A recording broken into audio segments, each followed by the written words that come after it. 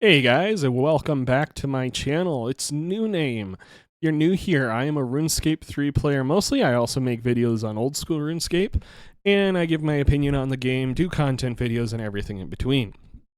Today I wanted to take a moment and talk about the RuneScape economy, the recent discussion of Jagex saying they want to make skilling profitable, but saying that while nerfing PVM, causing issues in the community, while also adding to, as everyone has pointed out, the main issue, which is Treasure Hunter.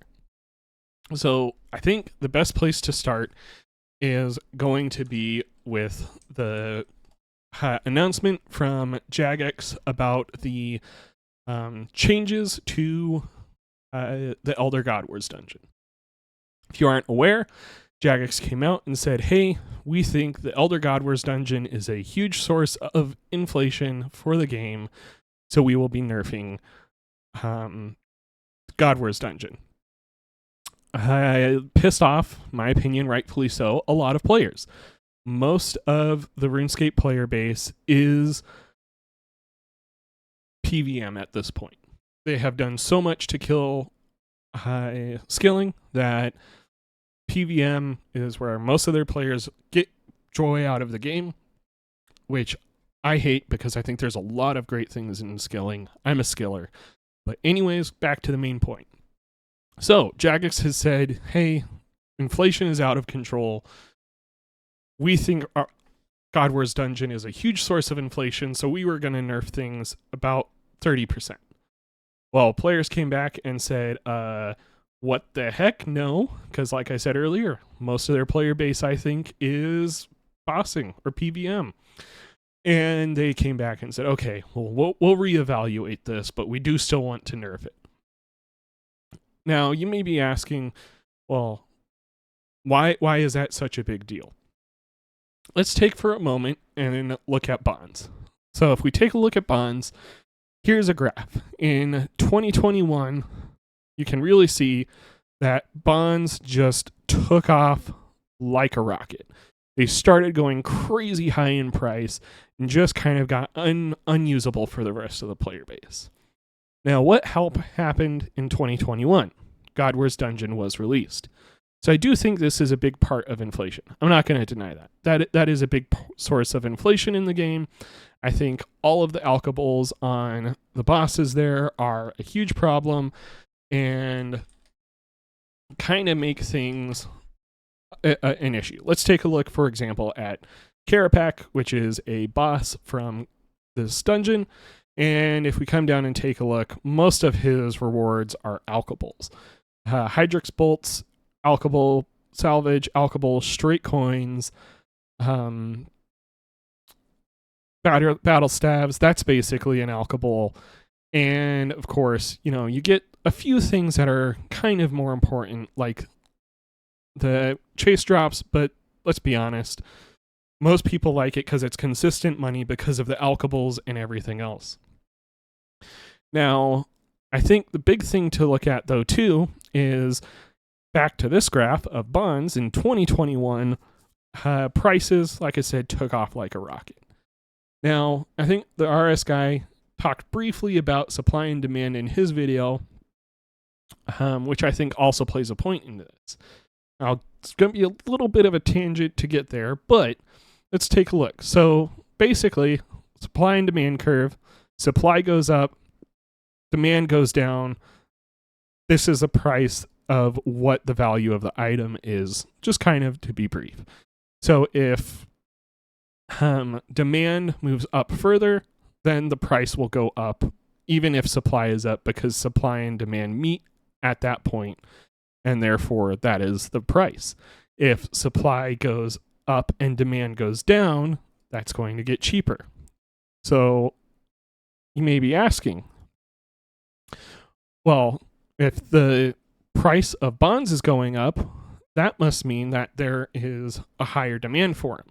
I think there is, but it's because people are buying them for keys and not necessarily for the gold or for their membership. And I do think that a huge part of that is inflation. But what affects this inflation the most, in my opinion, is going to be the player base and the active players on the game. Now we can take a look at the number of players on at a time using a website called Misplaced Items. This tracks the active number of players on RuneScape over time. So we have this red line is a total across both games. This blue line is old school RuneScape, and this yellow line is RuneScape 3. Now, one thing we can see is that in July of 2021, the average player base in a month was roughly 30,000. So 31,000, almost 31,500. We come over to today, 18,900. Almost half the number of active players. When there's a crap ton of gold in the game and there's way less players, all of that gold gets concentrated and there's less people buying bonds because there's less players, and therefore the only people who can afford bonds drive up the price because they have a crap ton of money that they got from all of these alchemy drops from grinding these bosses, and so it goes up. There's less players buying bonds because there's half the player base we have right now. There's more players with money because of the ease of getting money from the bosses. And now people are buying a crap ton of bonds for keys, for Treasure Hunter. Because why would I train skills with the resources when... Why would I go train rune crafting when soul runes have plummeted in price, looking at this graph? Because, look, again, what happened to soul rune prices? Oh, 2021. That's right around when God Wars Dungeon came out. Prices came down. So why would I do that skilling when I can kill a boss, make a bunch of money, buy a bond, buy Treasure Hunter keys with that bond, and get Protean items, such as Protean Essence, and not have to train the skill? Treasure Hunter is the biggest issue here for skilling. God Wars Dungeon is a big issue for gold, but I also think a lot of gold comes in from Treasure Hunter, from daily keys people do buy, and keys people get from rewards. This is a big source, not from the main cash prizes, but also these bags that you get are a lot of gold. I think if Jagex really cared, I'm going to give them the benefit and say, hey, you don't have to get rid of Treasure Hunter, but these Protean things need to be changed to something that uses the resources. I think that would fix skilling, back to their argument of, we want to fix skilling, which is why we're nerfing PVM. I think, for example, if we go back to Carapac, you have stone spirits and you have wood spirits. I think those were a great thing. I like that other bosses no longer drop herbs and they drop seeds. I think all drops from all PVM creatures, from rats all the way up to Zuck and beyond, should be dropping these kinds of things. I think instead of dropping soul runes, they should be dropping the anima that increase the amount you craft instead of straight dragon hides. I think dragon hides are okay because those are like a lot harder of a resource to get. And I think gems, honestly, I would change gems to spirits as well. Battle staves, I would change to the orbs and the staff itself, so people have to assemble them, so it's not just immediate alch drops. Someone has to create them. But again, until we get the player number up, it's just going to be a vicious cycle. And I don't think the number of people who do PVM in MMOs is as high as people think. So why would I play a MMO when me as a skiller, I can just someone can skip all of that by using Proteans and doing all of that instead. So I don't know if you guys understand what I'm saying here. Let me know down below if you agree. Let me know if you think I'm missing something. Again, I don't think the main source of inflation in the game comes from Treasure Hunter. I think it comes from the alchables that these bosses drop, but Jagex has heavily targeted their game in the last 10 years plus, even longer, ever since EOC to PVMers, because all of their skillers left the game when they introduced microtransactions that allow you to just skip the skilling and skip the 90% of the game. I think a good view to see how the game used to be is to watch Canelo. If you don't know who that is, he is a old school RuneScape YouTuber who kind of does videos on other games, or not other games, but other periods in RuneScape. This is his channel. He does a lot of videos on like the history of old school RuneScape, including all the way back to Classic. And some of his videos talk about how way back in the day, skilling used to be a lot of money. So kind of like how now we have some Masterwork items, but back then that's where all the gear came from. I think Masterworker is a good step in that direction for like the crafting skills, but I think some of the other skills you've got to fix other ways. Like I said, getting rid of protean items, maybe change it to that you use it to I can use noted resources instead. So like maybe if I have protean fragments in my inventory, I can use items straight from their noted source instead.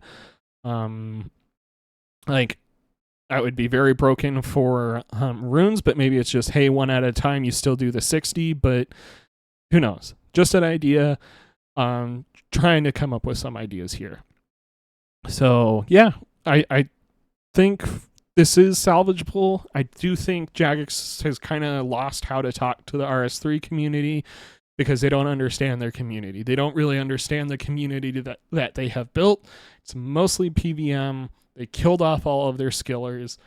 And really that's why, taking a look again, bosses like Carapac, you can see in their design, they drop mostly a lot of your money comes from the common loot, and then you get your big ticket item, whereas back in the original days of bossing, like for example from the where you get the spirit shields from the Corporal Beast, way back from that boss when it was designed, your big ticket items were the sigils and everything, and you just made kind of broke even on the other drops, which, I mean, now you farm it for those drops. But again, they got rid of the herbs and it drops straight seeds. So this is salvageable. I think Jagex just needs to realize that, hey, a big portion of players for MMOs like skilling, you got to get rid of the ways to skip skilling. Some of the skilling methods in RuneScape 3 are amazing. I do like Stone Spirits. I like that step. The PVMers should feed those to skillers to increase their XP, who then create the equipment and the gear to feed the PVMers. You give seeds, you give things to increase runes. That, to me, is a way to fix this. Anyways, I hope you guys enjoyed. Let me know down below what you think. Is RuneScape screwed? Is it savable? Don't forget to check out the RS guy's video, and I'll also link, I liked Init Yaz video. He broke it down really well. And I will catch you guys in the next one. Peace out.